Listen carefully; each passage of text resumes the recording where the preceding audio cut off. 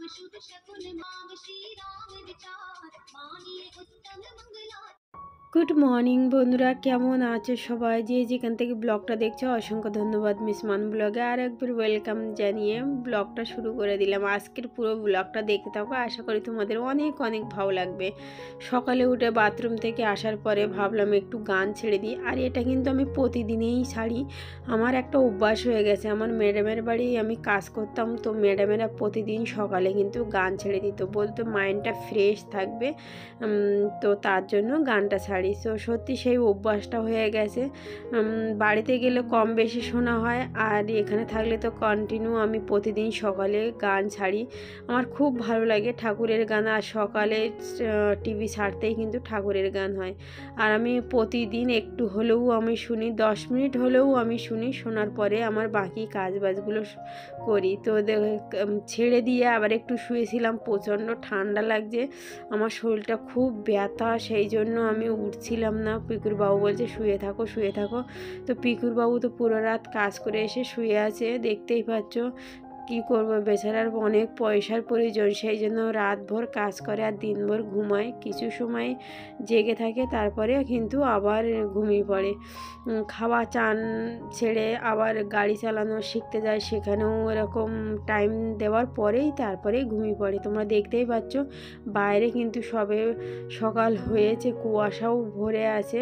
এখনও কিন্তু গ্রামের মতো কুয়াশা এখানে, কিন্তু এখনও পর্যন্ত কুয়াশা ছাড়েনি, হালকা আছে। আর গ্রামে তো প্রচণ্ড হারে পড়ে, এদিকে অতটা না, তাহলেও গ্রামের মতো অনুভবটা পাওয়া যায়। আর ব্যাঙ্গালোরে সত্যি খুব ভালো, মানে না গরম আছে না ঠান্ডা আছে, না কম্বল মোটা মোটা কম্বল গায়ে দিতে হয়, না সোয়েটার পরে ঘোরাঘুরি করতে হয়। তা নয় যে সোয়েটার পরতে হয় না, যখন বাইকে ঘোরাঘুরি করা হয় তখন কিন্তু অবশ্যই সোয়েটার পরতে হয়, না হলে ঠান্ডা লেগে যায়। যেমন পিকুর বাবু কিন্তু সারা রাত কাজ করে, ওর সোয়েটারও লাগে প্লাস কানে তুলোও দিতে হয়। তো ব্যাঙ্গালোরের ওয়েদারটা খুবই ভালো। যারা এখনও পর্যন্ত আসেনি, মনে ভাবো যে আমরা কোথাও ঘুরতে যাবো যেখানে না গরম আছে না ঠান্ডা, ব্যাঙ্গালোরে আসতে পারো। বেশ মোটামুটি ব্যাঙ্গালোরটা অনেকটাই ভালো আছে। তো সকালে এই কি বলো তো, গান শোনার পরে যে ফ্রেশ মাইন্ডটা হয়ে যায়, তারপরে কিন্তু পুরো দিন কাজ বাজ করতে কিন্তু অনেকটাই ভালো লাগে। এই বাইরে এসে আজ দেখতে পাচ্ছ ম্যাটটা কিন্তু উড়ছে না, ঠান্ডা একটু আছে, কিন্তু হাওয়া নেই। হাওয়া না থাকলে ঠান্ডা পড়লেও কোনো প্রবলেম নেই, হাওয়া ছাড়লে এক্সারসাইজটা করা যায় না। তাহলেও তোমাদের দেখাতে পারি না, আমি কিন্তু ঘরেও কিন্তু এক্সারসাইজটা করছি। তোমরা একটু কমেন্ট করে জানাবে তো আমার শরীরটা একটু ভারী কম হয়েছে না যেরকম ছিল সেরকম আছে।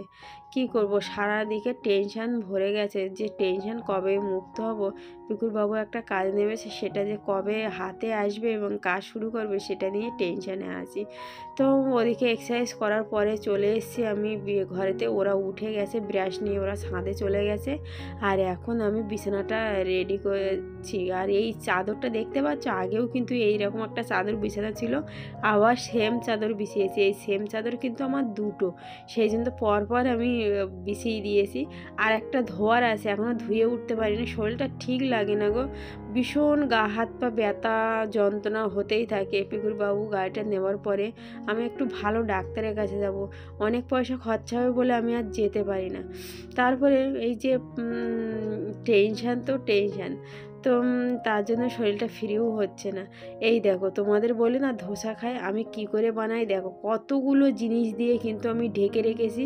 কালকে সকালে আমি পিষে এইভাবে ঢেকে রেখেছি, আর আজ সকালে কিন্তু 10টার সময় আমি বার করছি। সবাই খাবে বলছে, 10টা না 9টা, সবাই খাবে বলছে, সেই জন্য আমি বার করেছি। তো দেখো ফুলে একদম ঢোল হয়ে গেছে, আর এটাকে আমি এখন ফাটিয়ে নিচ্ছি। নেওয়ার পরে যতটা পরিমাণে আমার ধোসার জন্য জল প্রয়োজন, আমি অল্প অল্প করে নিয়েই কিন্তু তারপরে আমি বানাই, কারণ একসঙ্গে আমি সব বানাই না, কারণ যেইটুকু খাবে তো ওইটুকুই, তারপরে বাকিটা আমি আবার ফ্রিজে রেখে দিই।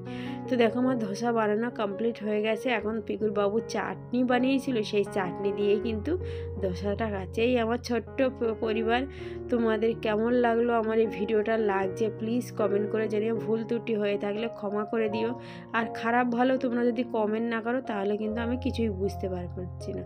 তো দেখো আমার পুঁইশাক কিন্তু খাওয়া কমপ্লিট হয়ে গেছে। এই আমার লাস্ট বলতে পারো, পাতাগুলো দিয়ে চচ্চড়ি করব। আর এই দেখো অনেক দিন বাদে বেলে মাছ নিয়ে এসছে। বেলে মাছটা না কার কীরকম লাগে আমি জানি না, কিন্তু আমার অনেক টেস্ট লাগে, যে কোনো সবজি দিয়ে কিন্তু অনেক ভালো লাগে। দেখো কত বড় বড় তিনটে প্রায় 1 কেজি, 1 কেজি 200 গ্রাম হয়েছিল, তো তিন তিন পিসে, তাহলে বুঝতে পারছো কত বড়। আর সত্যি অনেক দিন পরে নিয়ে এসছে না, আমি ভাবছি যে লোটে মাছ, তারপরে যখন নিয়ে এসছে তখন ভাবছি বেলে মাছ। তো এরকম কেউ দেখেছো? চিংড়ি মাছ নিয়ে এসছে আর বেলে মাছ। চিংড়ি মাছটা কিসের জন্য বলো তো? এই যে এঁচড় দিয়ে খাবো। এই এঁচড়টা কিন্তু আমাদের না, আমাদের বিল্ডিংয়ের কিছু বেসিলার ছেলেরা থাকে, তাদের কোম্পানি থেকে কিন্তু পিকুর বাবুর টুকটাক কিছু না কিছু সবজি দিতেই থাকে। তো এইটা ভেবেছিলাম পেকে গেছে, খাওয়া যাবে না, পোক্ত হয়ে গেছে, যে পোকাও লেগে গেছে, তারপর কেটে দেখি না একদম কচি। আর এই দেখো আমাদের রান্নি কিন্তু রান্না শুরু করে দিয়েছে। পিকুর বাবু কিন্তু এঁচড়টা রান্না করছে, আর আমি পুঁই শাকের চচ্চড়িটা আমি বানিয়েছি। তো আমি বলছি দেখি রান্নি কানে তুলো দিয়ে থাকে সব সময়। তো যাই হোক প্রবলেম আছে বলে সেই জন্য তো কানে তুলো দিয়ে থাকে। আর এদিকে দেখো আমার গোপাল কিন্তু পূজা দিতে এসে গেছে, আমার সাথে পূজা দিচ্ছে, ও জল দিচ্ছে। আর এই যে গাছে কিছু ফুল হয়েছে, এই ফুলগুলো কিন্তু আমাদের হয়ে যায়, আমাদের বাইরে থেকে আর অতটা ফুল কিনতে হয় না, টুকটাক যে ফুলগুলো উঠছে আমাদের পূজা কমপ্লিট হয়ে যায় এতেই। তো আমার গোপাল দেখো জল দিয়ে তুলসী পাতা ফুল কিন্তু সব একসঙ্গেই তুলে এই দেখো নিয়ে যাচ্ছে, এখন পূজা দেবে। আমাদের পূজা দুজনের কমপ্লিট হয়ে গেল, খেতে বসলাম কাঁঠালের চচ্চড়ি আর আর কি বলে পুঁই শাকের পাতা, মাছের মাথা দিয়ে চচ্চড়ি করেছে, আর কাঁঠালের এঁচড় বানিয়েছে চিংড়ি মাছ দিয়ে। পিকুর বাবু একটা বানিয়েছে, আমি একটা বানিয়েছি। যাই হোক রাতে মাংস খাওয়া হবে বলে আর বেশি কিছু করলাম না, ছুটির দিনেই একটু মনে হয় যেন বেশি বেশি কিছু বানাই, তো হয়ে ওঠে না। আর এই দেখো এঁচড়ে একটু ঝাল হয়ে গেছে, আমার গোপাল আর খেতে পারছে না। পিকুর বাবু বলছে আমি ভুল করে একটু বেশি দিয়ে ফেলেছি, আর এতে না একটু ঝাল ঝাল না দিলেও ভালোও লাগে না। যাই হোক আমার ছোট গোপাল কিন্তু ছোটোবেলা থেকে আমি আলাদাভাবে কোনো রকমভাবে কিছুই বানাইনি, যা বানিয়েছি আমরা নিজের থেকে ওটাই খাই। তো এই দেখো খাওয়া দাওয়া কমপ্লিট হওয়ার পরে পার্সেল চলে আসলো ফ্লিপকার্ট থেকে। আর এটা কি বলো তো, এটা হচ্ছে আমার শাড়ি রাখা প্যাকেট। এই একটা শাড়ি একটা প্যাকেটে আমি ভরে রাখবো। তো পিকুর বাবু বলছে কি এখন নেওয়ার কি দরকার ছিল, তা আমি ভাবলাম ঠিক আছে তাহলে আমি ক্যান্সেল করে দিই। তা বলছে নিয়ে এসো, কিন্তু যতক্ষণ রেখে নিয়ে নাও। তো এর ভিতরে আমি শাড়ি রাখবো, বেশ ভালোই, তোমরা পারলে রাখতে পারো, খুবই ভালো। একটা শাড়ি একটার মধ্যে রাখবে, খুব ভালো লাগবে। আর দেখো দেখতে দেখতে সন্ধে হয়ে গেল, আর এখন আমি মুরগি নিয়ে বসে পড়েছি। এখন মুরগিটাকে আমি বেশ ভালো করে ছাড়িয়ে নেওয়ার পরে কাটবো, কেটে কিন্তু খাওয়া দাওয়া হবে রাতে জমিয়ে। কার কার পছন্দ মোরগের মাংস প্লিজ কমেন্ট করে জানিও। আজকের মতো ভিডিওটা এই পর্যন্ত। আমার ভিডিওটা কেমন লাগলো প্লিজ কমেন্ট করে জানিও।